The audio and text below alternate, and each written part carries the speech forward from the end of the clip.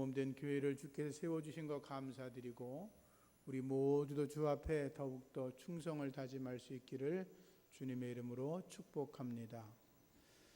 우리 새샘교회는 우리 주 예수 그리스도께서 핏값으로 세워주신 교회입니다. 주는 그리스도시요 살아계신 하나님의 아들이십니다 라는 신앙 고백 위에 든든히 세워진 교회입니다. 그리고 우리는 하나님께서 기뻐하시는 주님의 뜻을 이루려고 열심을 다하고 있습니다. 모든 성도들이 같은 말, 같은 마음, 같은 뜻을 가지고 하나님을 섬기며 나아가는 교회 공동체입니다. 우리 새샘교회는 생명의 샘물이 흐르고, 우리 새샘교회는 은혜의 샘물이 흐르고, 우리 새샘교회는 하나님의 기적의 샘물이 흐르는 교회인 줄로 믿습니다. 주님 앞에 늘 충성하시면서 하나님의 사랑이 넘쳐나기를 축원합니다. 오늘은 계시록에 나타난 7교회 가운데 하나님 앞에 가장 많은 칭찬을 받았던 서머나교회에 대해서 말씀을 드리면서 우리 교회가 어떤 믿음으로 나아가야 될지를 말씀을 나누고자 합니다. 서머나교회는 빌라델피아 교회와 함께 칭찬을 받은 교회입니다. 특별히 서머나교회는 교회사를 보면 잘 조직되어진 아주 믿음이 든든한 그런 교회 공동체였습니다. 안디옥 교회 감독이었던 이그나티우스가 서머나교회에 편지한 내용들을 보면 거기에 서머나교회는 감독과 장로, 집사들이 잘 구성되어 있음을 볼 수가 있는데, 그것은 서머나교회가 규모가 있고 조직이 잘 되어진 든든한 교회였던 것을 말해주고 있는 것입니다. 교회사를 보면 서머나교회와 아주 관련되어 있는 유명한 교부가 있습니다. 폴리캅이라고 하는 서머나교회 감독이었습니다. 폴리캅은 사도 요한의 제자였습니다. 그리고 20대에 서머나교회의 감독을 지낸 아주 훌륭하신 분입니다. 그는 본래 안디옥 출신의 노예였다고 그럽니다. 서머나의 어떤 과부가 안디옥에서 폴리캅을 노예로 처음에 사왔는데 그가 워낙 똑똑하고 총명해서 그녀가 죽을 때에 그를 자유인으로 만들어 주었고, 또 하나님께서 그를 이끌어 주셔서 그는 20대 청년 때에 서머나교회 4대 감독으로 세워지게 되었다가 86세 때에 순교하였다고 기록이 되어 있습니다. 그는 체포되기 전날 밤에 자신이 베고자 하던 베개가 불이 타는 꿈을 꾸었고, 주변 사람들에게 내가 불에 타서 순교될 것이다 라고 그렇게 이야기를 했다고 합니다. 군인들이 그를 잡으러 왔을 때 하나님의 뜻이 이루어지기를 원합니다 라고 고백을 하면서 기도할 시간을 얻고서 온 세계 교회들을 위해서 기도를 했다고 하죠. 경기장으로 끌려가고 있을 때 처형장이지요, 하늘에서 음성이 들렸다고 합니다. 폴리캅이여 담대해라, 용감히 싸워라 라고 하는 음성을 듣게 되었습니다. 총독 앞으로 끌려갔을 때 총독이 말합니다. 네가 지금 예수를 부인해라, 그러면 황제에게 충성해라, 그렇게 맹세하면 지금 너를 살려주겠다 라고 회유했는데, 폴리캅은 말하기를 주님, 이 믿음 없는 자들을 주장하여 주옵소서. 그리고 이렇게 말합니다. 내가 86년 동안 예수를 믿는 동안 단 한 번도 주님은 나를 배반한 적이 없고 버린 적이 없는데 내가 어떻게 이 자리에서 주님을 배반할 수가 있느냐라고 말하면서 총독, 당신도 예수 믿고 구원 받으시오라고 전도를 했다고 합니다. 총독이 화가 났습니다. 그 광경을 본 군중들이 소리를 지릅니다. 저놈을 불에 태워 죽여라. 장작이 쌓여지고 그 위에 불이 타서 죽습니다. 그때 이렇게 기도했다고 합니다. 하나님, 저 같은 죄인 중에 괴수를 순교자의 반열에 세워주시니 감사합니다. 예수님의 고난의 잔에 참여시켜주시니 감사와 찬송을 드릴 뿐입니다 라고 기도하며 순교했고, 그는 서머나교회의 12번째 순교자가 되었다고 그럽니다. 이렇게 서문학교회는 믿음을 굳게 지키다가 순교의 영성을 갖고 있는 정말로 아름다운 교회였습니다. 오늘 말씀 속에 서문학교회를 여러 형태로 이야기하는데 첫 번째, 오직 예수만 섬기는 교회였습니다. 오직 예수님만 섬기시기를 축원합니다. 오늘 8절 말씀에 처음이요 마지막이요 라는 말씀이 나옵니다. 죽었다가 살아나신 분이라는 말씀이 나옵니다. 처음이요 마지막이라고 하는 것은 이런 배경을 가지고 있습니다. 그 당시는 로마가 전 세계를 지배하고 있던 때입니다. 그래서 로마가 지배하고 있는 도시들은 서로 앞을 다투어서 로마 황제에게 충성심을 보이기 위해서 수많은 노력을 했습니다. 황제에게 특별한 보호를 받기 위해서 우리 도시에 황제를 위한 신전을 만들겠다고 앞다투어 경쟁을 하고 있었습니다. 서머나 지역도 예외가 아니었고 그 지역도 황제를 위한 신전을 만들어 놓았고 그러한 것들을 통해서 로마 황제의 흉상이 담겨 있는 동전을 만들어서 쓰는 그런 축복을 받게 되었습니다. 그런 특권을 받았던 서머나 도시였기 때문에 그 도시는 황제가 곧 신이었습니다. 로마 황제는 처음이며 마지막이었던 것입니다. 모든 권력의 힘이 로마 황제에게서 나왔고 로마 황제가 모든 것의 심판자였기 때문에 로마 황제는 처음이며 마지막인 위대한 신으로 여겨지고 있었습니다. 그런데 어리석게도 서머나 지역에 살고 있던 그리스도인들은 로마 황제가 처음이며 마지막이 아니라 오직 우리 주 예수 그리스도가 처음이며 마지막이다라고 고백을 하며 믿음을 지켜냈던 것입니다. 예수님이 유일하신 하나님이십니다. 그분이 처음이며 마지막인 줄로 믿습니다. 요즘 사람들은 돈과 쾌락이 처음이며 마지막이다라고 생각을 하며 살아갑니다. 돈을 많이 벌어서 향락을 즐기고 사는 것이 인생의 처음이며 마지막이라고 생각을 합니다. 공부를 하는 이유도 돈을 많이 벌기 위해서이고 돈을 많이 벌고 나면 떵떵거리며 사는 걸 제일이라 그럽니다. 그것이 처음이며 마지막이라고 생각하며 살아가는 것이 오늘의 시대입니다.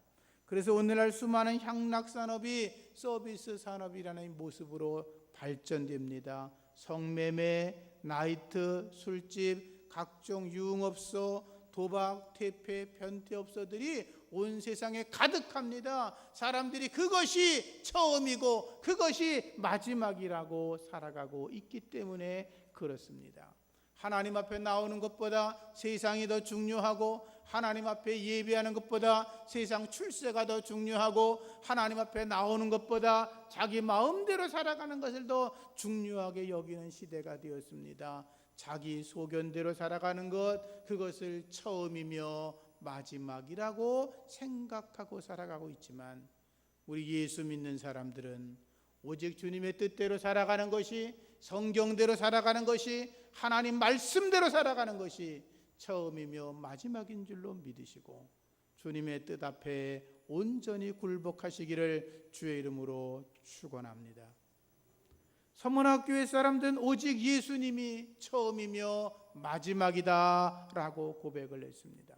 처음이신 하나님은 태초부터 계셨고 온 천지를 창조하시고 인류의 역사를 주관하시고 인간의 생사화복을 주관하시는 분이 처음이신 하나님이라는 것입니다. 마지막이신 하나님은 새하늘과 새 땅을 창조하시고 우리에게 영원한 나라 천국을 예비해 두시고 믿는 자들에게 영원한 천국을, 믿지 않는 자들에게 영원한 지옥으로 떨어뜨리시는 심판의 주 마지막이신 하나님이시라는 것입니다. 오직 여호와 하나님에게만 소망을 두었던 서문학교의 성도들처럼 하나님에게 소망을 두고 살아가시기를 주의 이름으로 부탁을 드립니다. 두 번째로 서문학교회는 부활의 예수를 증거하는 교회였습니다. 죽었다가 살아나신 분이란 말씀, 이것은 예수님은 부활하셨다라고 하는 것입니다.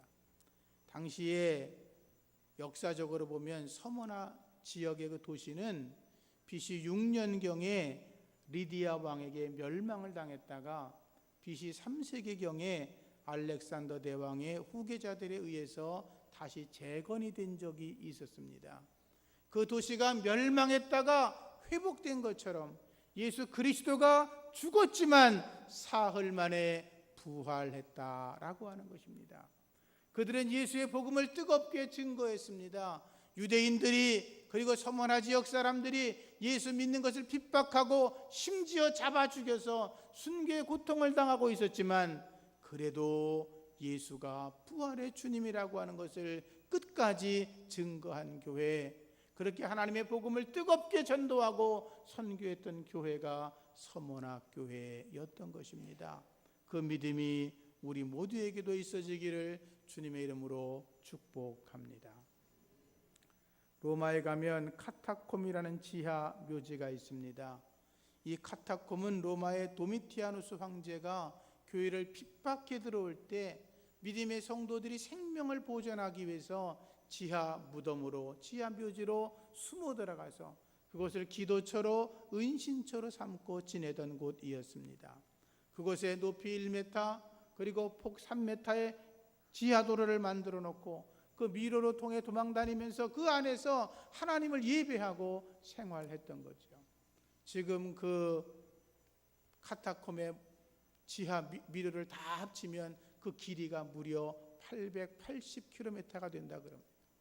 그 안에서 발견된 예수 믿다가 죽은 기독교인들의 시체가 700만 명이나 된다 그럽니다.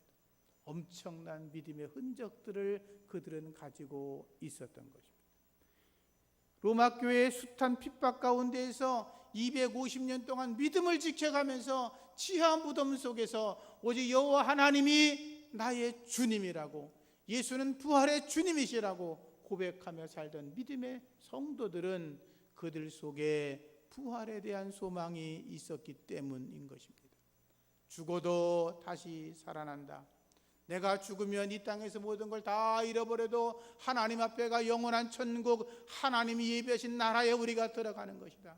우리가 이 땅에서 죽어버리면 하나님 앞에 서서 하나님이 우리의 행한 대로 갚으셔서 우리에게 면류관 씌워주시고 상급 주시고 주님과 함께 영원한 왕노릇 할 것이라고 하는 거룩한 소망이 그들에게 있었기 때문에 죽음을 뛰어넘는 부활의 신앙이 그들에게 있었던 것입니다. 사랑하는 성도님들, 부활의 신앙을 가지고 승리해 나가시기를 주의 이름으로 축복합니다. 세 번째, 환난과 궁핍을 이겨낸 교회라고 기록하고 있습니다. 환난이라고 하는 것은 압박, 누름, 고뇌, 곤경 이런 뜻입니다. 프레스라고 하는 기계를 아시죠? 큰 쇳덩어리 같은 것을 위에 놓고 이렇게 형틀의 주물을 만들어 놓고 누르면 철판이 그 누른 힘에 의해서 형틀 주물을 만들어 내죠. 그 누르는 힘, 그것을 환난이라고 하는 것입니다.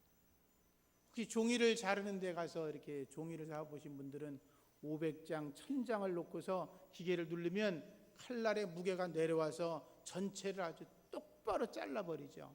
그것을 환난이라고 표현하고 있습니다. 예수 믿는 자들이 당하는 압박과 심적인 고뇌가 얼마나 컸겠습니까? 쇳덩어리가 눌러내리는 것 같은 그 압박 속에서도 믿음을 지켜냈다, 그 말입니다. 궁핍이라고 하는 말은 가난 또는 거지, 빈곤 이런 말입니다. 외부로부터 압박을 당해서 거지가 됐다는 겁니다. 먹을 게 다 떨어졌다는 말입니다. 예수를 믿었더니, 황제 숭배를 거부했더니 직장에서 쫓겨나고, 시장에서 장사하다가 쫓겨나고, 동네에서 쫓겨나고, 집안에서 쫓겨나고, 가문에서 축출되어서 정상적인 경제활동을 할 수가 없어서 가난하게 되었다는 것입니다. 세상의 물질보다 예수를 믿는 믿음이 더 중요하다, 그것이 서문학교의 성도들의 믿음이었던 것입니다. 그 믿음이 여러분들에게 이어지기를 주의 이름으로 축복합니다. 예수님도 늘 복음서에 말씀하셨습니다. 돈이 중요하냐, 믿음이 중요하냐. 주님이 언제나 말씀하셨습니다. 어리석은 부자는 영생을 구원받는 길을 묻다가 네 가진 것을 팔아 가난한 들에게 주어라 라고 말하니까 슬그머니 도망가지 않습니다. 수많은 부자들이 주님 앞에 나왔다가 물질이 아까워 도망가지 않습니까? 여러분들도 주님 앞에 나왔지만 그 돈이 아까워서 헌금하지 못하고 11조하지 못하고 돈벌이만 생기면 주님을 떠나 있다가 나중에 슬그머니 또 교회 한번 들어오지 않습니까? 죄송하니까. 서문학교인들은 그런 믿음이 아니었습니다. 말씀을 읽다 보면 라오디게아 교회는 나는 부자야, 나는 대단히 많은 게 있어, 부족함이 없어 라고 자랑하는 교회였습니다. 그러나 하나님께서는 그들을 책망하십니다. 마치 오늘 한국교회, 어찌 우리 교회를 향하여 너희 교회가 잘 지어졌냐? 돈이 많냐? 떵떵거리냐? 너 예수 믿다가 복진 받았다고 돈이 많고 배가 부르고 좋은 옷 입고 좋은 자동차 사고 더 큰 집에 가고 자식들 잘 됐다고 자랑하냐? 그런데 네 속에 나를 향한 참된 믿음이 없다고 책망받으면 그보다 부끄러운 게 어디 있겠습니까? 하나님은 우리의 겉모습이 아니라 우리의 믿음을 보시는 줄로 믿습니다. 서문학교회가 그러한 환난을 당했지만 궁핍을 받았지만 칭찬받은 것은 너희가 환난과 궁핍을 당하고 있지만 실상은 너희들이 영적으로 부요한 자라고 성령께서는 말씀하셨습니다. 영적으로 거룩해지고 영적으로 승리하는 하나님의 사람들 되기를 축복합니다. 네 번째, 서문학교회는 악한 마귀 사탄의 회방을 이겨낸 교회였습니다. 9절 말씀 보면 자칭 유대인이라 하는 자들의 비방도 알거니와 실상은 유대인이 아니라 사탄의 회당이라 라고 말했습니다. 대제사장이 예수를 죽이려고 본디오 빌라도에게 압박을 가하지 않습니까? 대제사장이 거룩한 하나님의 사람이라고 인정받은 자였지만 예수를 죽이는 데 앞장서지 않았습니까? 서머나 지역도 이미 거기에 머물러 있던 많은 유대인들이 예수 믿는 자들을 죽이려고 혈안이 되어 있었습니다. 마치 사도행전에 보면 사도 바울을 죽이기 전에는 먹지도 않고 마시지도 않고 잠도 자지 않겠다고 결의했던 사람들처럼 유대인들은 예수 믿는 자들을 죽이려고 혈안이 되어 있었는데 성경은 그들을 가리켜 사탄의 회당이다라고 말씀하고 있습니다.